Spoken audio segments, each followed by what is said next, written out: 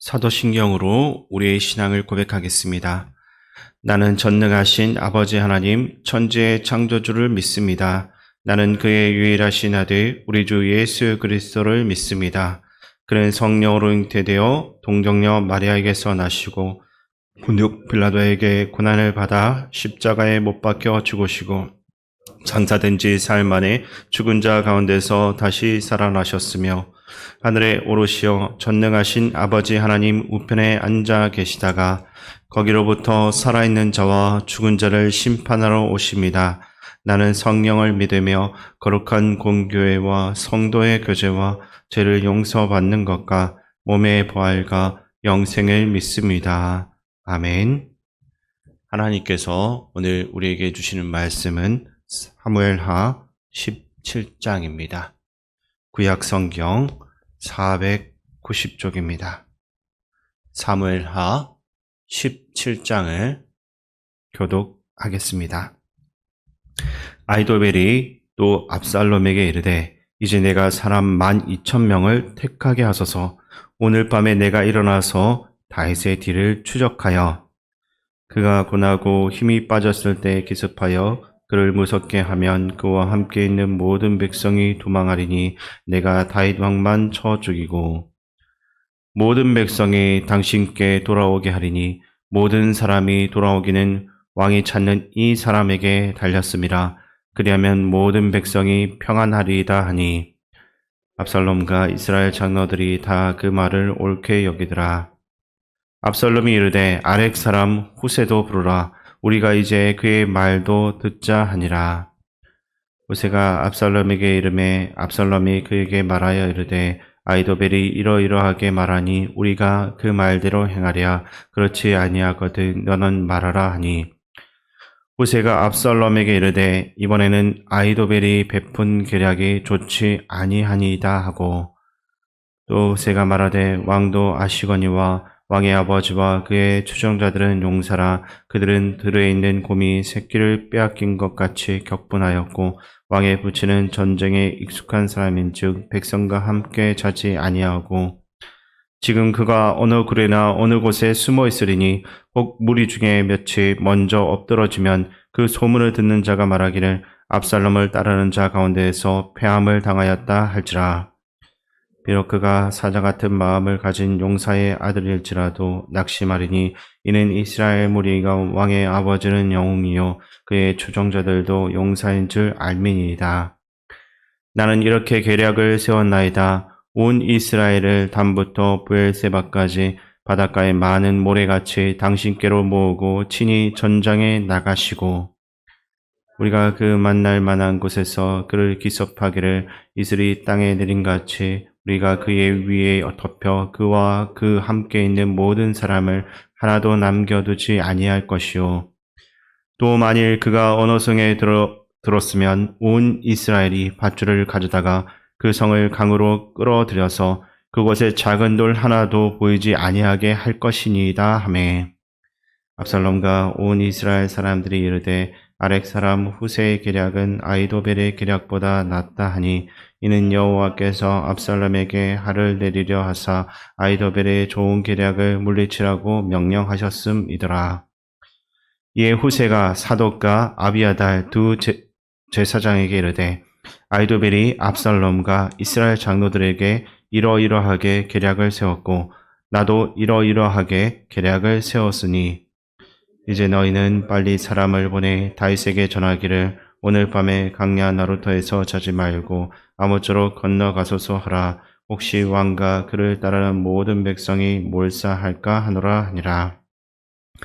그때 요나단과 아히마아스가 사람이 볼까 두려워하여 감히 성에 들어가지 못하고 에느로겔가에 머물고 어떤 여종은 그들에게 나와서 말하고 그들은 가서 다윗 왕에게 알리더니 한 청년이 그들을 보고 압살롬에게 알린지라 그 두 사람이 빨리 달려서 바오림 어떤 사람의 집으로 들어가서 그의 뜰에 있는 우물 속으로 내려가니 그 집 여인이 덮을 것을 가져다가 우물 아기를 덮고 찢은 곡식을 그 위에 널매 전혀 알지 못하더라. 압살롬의 종들이 그 집에 와서 여인에게 묻되 아히마스와 요나단이 어디 있느냐 하니 여인이 그들에게 이르되 그들이 시내를 건너가더라 하니 그들이 찾아도 만나지 못하고 예루살렘으로 돌아가니라. 그들이 간 후에 두 사람이 우물에서 올라와서 다윗 왕에게 가서 다윗 왕에게 말하여 이르되 당신들은 일어나 빨리 물을 건너가소서. 아히도벨이 당신들을 해하려고 이러이러하게 계략을 세웠나이다. 다시 일어나 모든 백성과 함께 요단을 건널세 새벽까지 한 사람도 요단을 건너지 못한 자가 없었더라. 아히도벨이 자기 계략이 시행되지 못함을 보고 낙에 안장을 지우고 일어나 고향으로 돌아가 자기 집에 이르러 집을 정리하고 스스로 목며 죽음에 그의 조상의 묘에 장사되니라. 이에 다윗은 마하나임에 이르고 압살롬은 모든 이스라엘 사람과 함께 요단을 건너니라. 압살롬이 아마사로 요압을 대신하여 군 지휘관으로 삼으니라. 아마사는 이스라엘 사람 이드라라 하는 자의 아들이라. 이드라가 나하스의 딸 아비갈과 동침하여 그를 낳았으며 아비갈은 요압의 어머니 스루야의 동생이더라. 이에 이스라엘 무리와 압살롬이 길랏 땅에서 진친이라. 다윗이 마하나임에 이르렀을 때 암몬 족속에게 속한 랍바 사람 나하스의 아들 소비와 로데발 사람 암미엘의 아들 마길과 로글림 길랏 사람 바르실레가 짐산과 대하와 질그릇과 밀과 보리와 밀가루와 볶은 곡식과 콩과 밥과 볶은 녹두와 꿀과 버터와 양과 치즈를 가져다가 다윗과 그와 함께한 백성에게 먹게 하였으니 이는 그들 생각에 백성이 들에서 시장하고 고나고 목마르겠다 함이더라. 아멘. 사무엘하 16장 후반부에서는 다윗의 친구 후세가 다윗을 돕기 위해서 자신의 정체를 숨기고 압살롬의 진영에 몰래 들어오는 들어오는 장면과 압살롬이 아히도벨의 조언을 따라 다윗의 후궁들과 동침하는 사건이 기록되어져 있습니다. 이어지는 오늘 본문에서는 다윗을 제거하려고 하는 아히도벨의 계략과 이것을 막아내기 위한 후세의 전략이 본격적으로 펼쳐지는 것을 우리가 확인할 수 있습니다. 1절부터 3절을 보면 아히도벨은 압살롬에게 다윗을 무너뜨릴 수 있는 전략을 제안하고 있습니다. 그는 정예 병 12,000명을 선발을 해서 오늘 밤 즉시 출정해 피신 죽인 다윗을 기습해야 된다라고 했습니다. 급하게 도망을 친 다윗은 완전히 지쳐 있었고 전열을 가다듬을 여유도 없었기에 지금이야말로 그를 죽일 수 있는 결정적인 기회라는 것입니다. 아히도벨의 전략은 기습을 통해서 다윗을 놀라게 하고 그를 따르고 있는 군사들도 패닉에 빠져 흩어지게 만든 뒤 다윗만 죽이면 모든 일이 끝날 것이라는 시나리오였습니다. 그러면 남은 사람들은 자연스럽게 압살롬에게 복종하게 될 것이다라는 계산이 있었습니다. 이 작전의 핵심은 다윗이 회복할 틈을 주지 않고 빠르게 공격을 해서 그를 제거하는 데 있었습니다.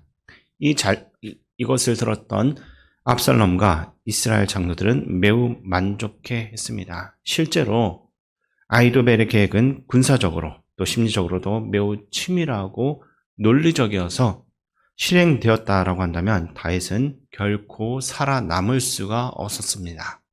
그런데 예상 밖의 일이 발생했습니다. 압살롬이 갑자기 후세를 불러 그의 의견도 한번 들어보자라고 했습니다. 이것이 의외의 선택이었고 압살롬은 후세에게 아히도벨의 전략까지 설명하며 그에 대한 평가와 대안까지도 요청을 하고 있습니다. 사실 후세의 전략만 묻고서 판단해도 되는 거지만 압살롬은 아히도벨의 전략 자체를 먼저 그에게 공유를 했습니다. 그 순간 후세는 아히도벨의 전략이 옳지 않다라고 바로 반박을 합니다. 그의 반응은 단순한 정치적인 판단이라기보다 보이지 않는 하나님의 간섭으로밖에 설명될 수 간섭으로 설명을 할 수 있는 것입니다. 이미 사무엘하 15장 31절에서 다윗은 아히도벨이 압살롬의 편에 서 있다라는 소식을 듣고 하나님께 아히도벨의 모략을 어리석게 만들어 주시옵소서라고 기도한 적이 있습니다. 그리고 그는 후세에게 아히도벨의 전략을 막기 위한 임무를 맡겨서 압살롬에게 보낼 것입니다. 즉 인간의 노력과 지혜가 동원되고 있지만 결정적인 전환점은 하나님의 계획 없이는 가능하지 않았다라는 것입니다. 하나님은 중요한 순간에 압살롬으로 하여금 후세를 떠올리게 했고 결국 아히도벨의 뛰어난 전략은 실행되지 못했습니다. 대신 다윗에게 유리한 방향으로 상황이 흘러가도록 만드셨습니다. 잠언 16장 9절에 사람이 마음으로 자기의 길을 계획할지라도 그의 걸음을 인도하시는 이는 여호와시니라 라는 말씀처럼 모든 전략과 판단의 주권은 결국 하나님께 있다는 사실을 우리는 이 사건을 통해서 분명히 확인할 수가 있는 것입니다. 아무리 좋아 보이고 완벽한 계획이라 할지라도 하나님의 허락 없이는 헛된 일이 되는 것입니다. 그러므로 매 순간 보이지는 않지만 우리의 걸음을 인도하시는 하나님의 개입을 날마다 기억하면서 우리는 그분의 도우심을 구하는 삶을 살아갈 수 있어야 될 것입니다. 이어서 후세는 아히도벨의 전략이 좋지 않은 이유와 자신의 전략에 대해서 이야기하고 있는데 8절에서 10절 말씀을 제가 다시 한번 더 읽어드리겠습니다.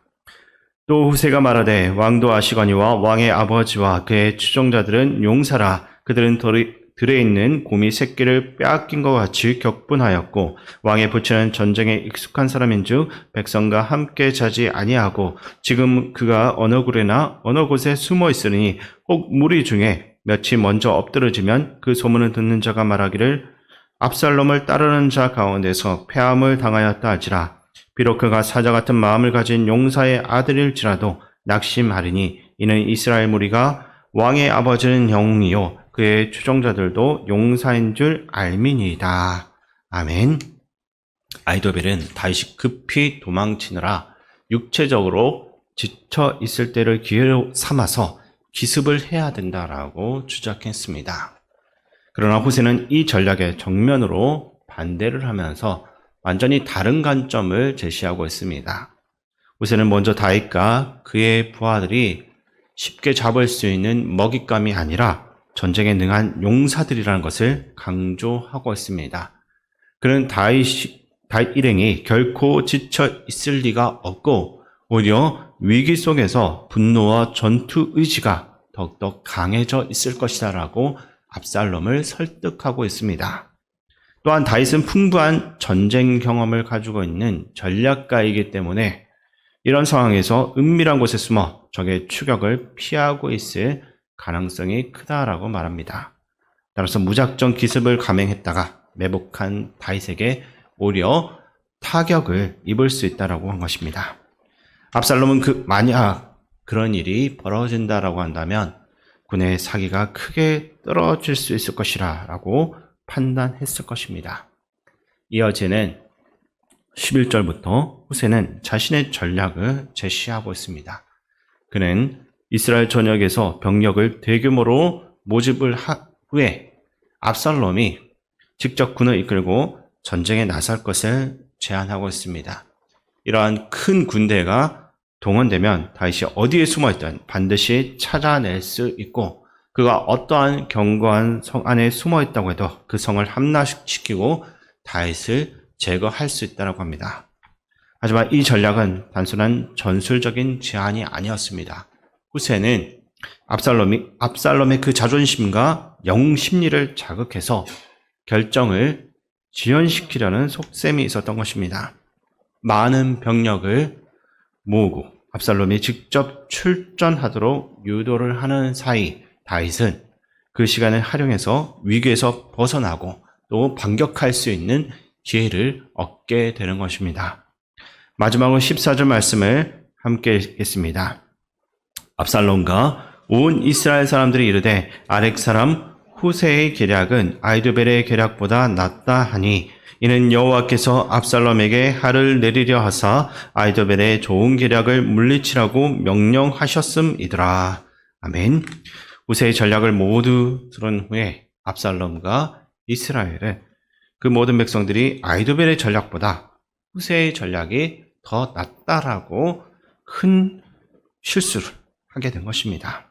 아마도 압살롬을 비롯한 많은 사람들은 다윗의 용맹함을 잘 알고 있었기에 그와의 전면전에는 신중해야 한다는 생각을 가지고 있었을 것입니다.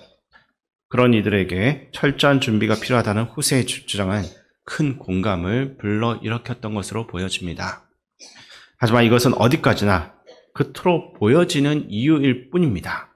후세의 전략이 선택이 된 궁극적인 이유는 하나님의 개입 때문입니다. 성경은 분명히 말합니다. 여호와께서 명령하셨습니다. 하나님께서는 다윗이 죽는 것을 원하지 않으셨고 아히도벨의 뛰어난 전략이 무력화되도록 직접적으로 역사하신 것입니다. 사실 다윗을 제거하는 것만이 목적이라고 한다면 아히도벨의 전략은 명확하고 아주 효과적인 계획이었습니다. 그러나 그것은 하나님의 뜻과는 전혀 다른 길이었습니다.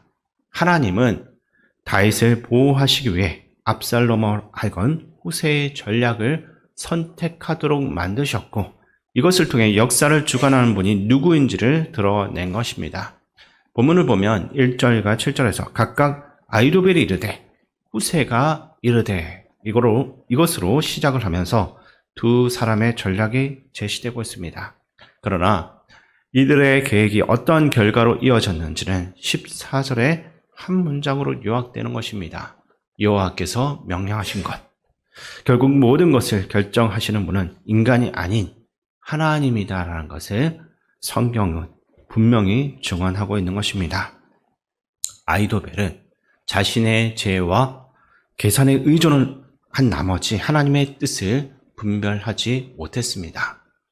그는 결국 자신의 뛰어난 전략으로 하나님의 뜻을 거스르는 자가 되어버린 것입니다.